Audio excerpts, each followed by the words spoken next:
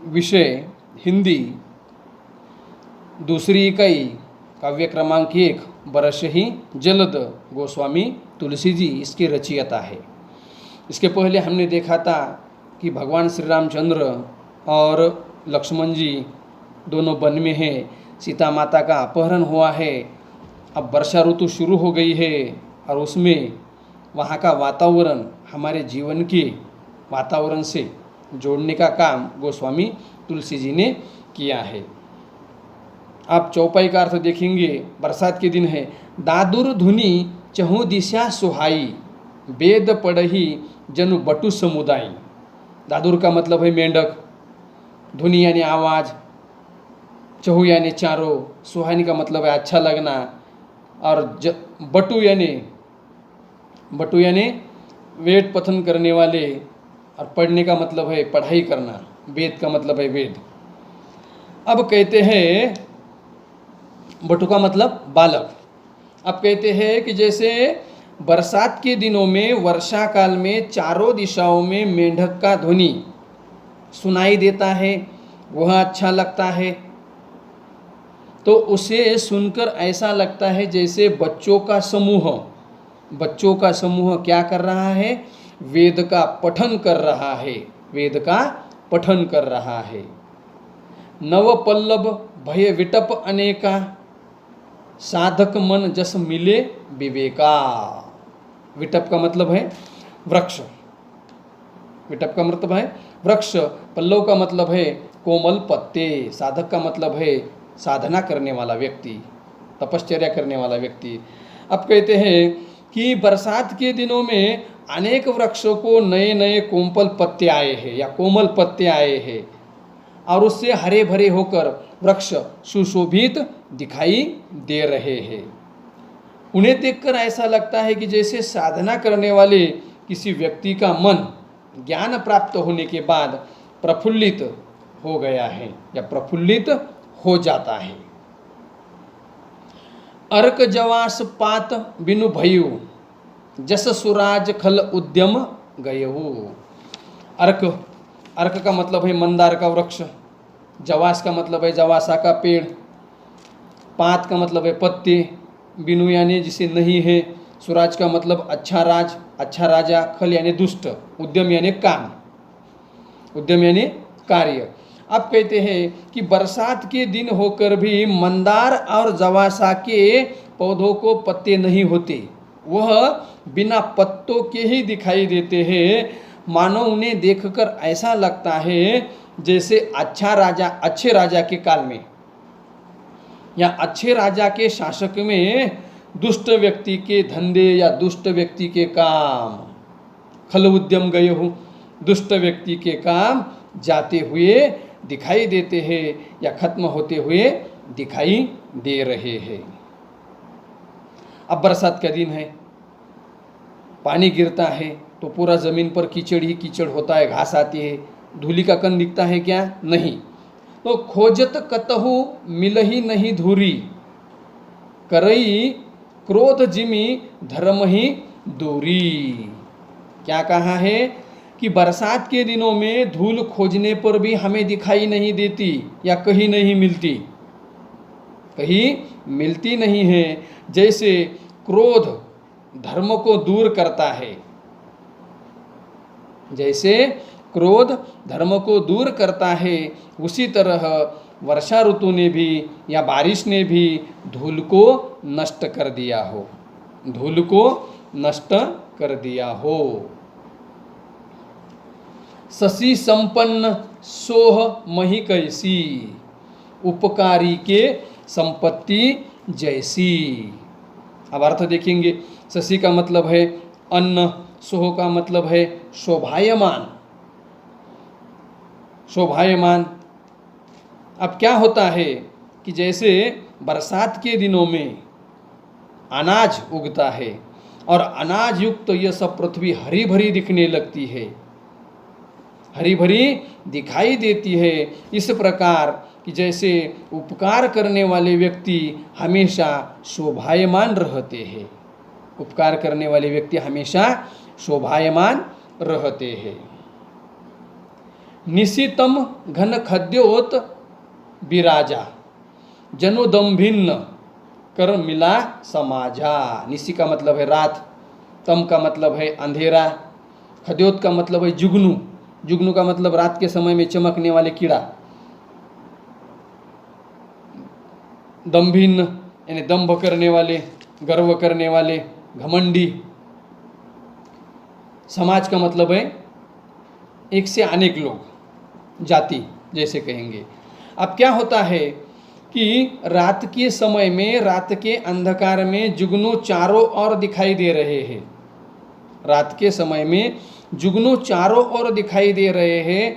उन्हें देखकर ऐसा लगता है कि जैसे घमंडी व्यक्तियों का दल, घमंडी व्यक्तियों का दल वहाँ पर हमें घूमता हुआ दिखाई दे रहा है, या घमंडी व्यक्ति एकत्रित वहाँ पर हुए हैं।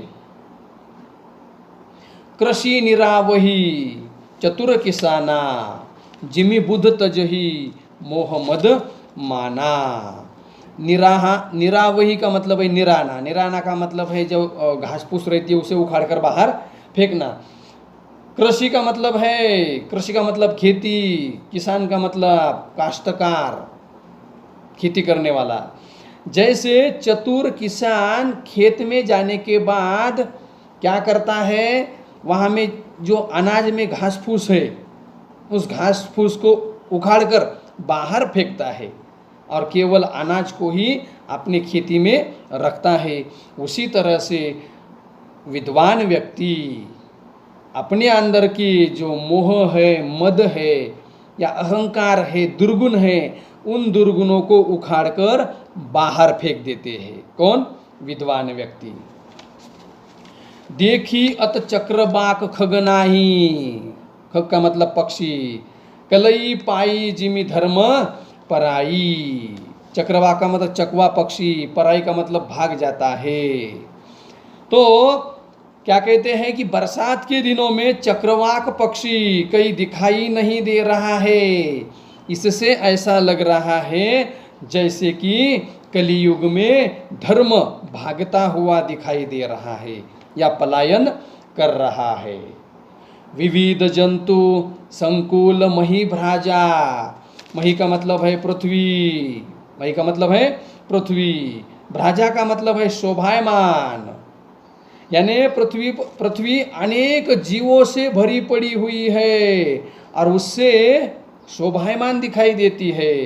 प्रजा बाढ़ जिमि पाई सुराजा, तो यह उसी तरह होता है, यानी पृथ्वी अनेक जीवों से भरी हुई है जैसे अच्छे राजा के राज्य में लोगों का विकास होता है, लोगों की प्रजा की वृद्धि होती है। जहाँ तहाँ रहे पथिक थकी नाना, झिमी इंद्रिय गण उपजे ज्ञाना। क्या कहा है कि जहाँ वहाँ हमें पैदल सफ़र करने वाले व्यक्ति बैठे हुए दिखाई देते हैं किसी पेड़ के नीचे, थके हुए लगते हैं, उसी तरह से विद्वान व्यक्ति को ज्ञान प्राप्त होने के बाद उसके इंद्रिय भी शिथिल हो जाते हैं और उसके मन की जो विषय होता है यानी काम वासना होती है, जो काम होता है वह उसे छोड़ देता है। काम क्या करता है? उसे छोड़ देता है।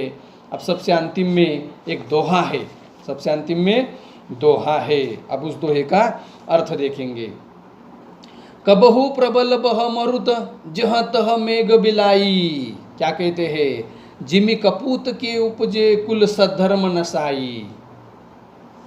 अब आकाश में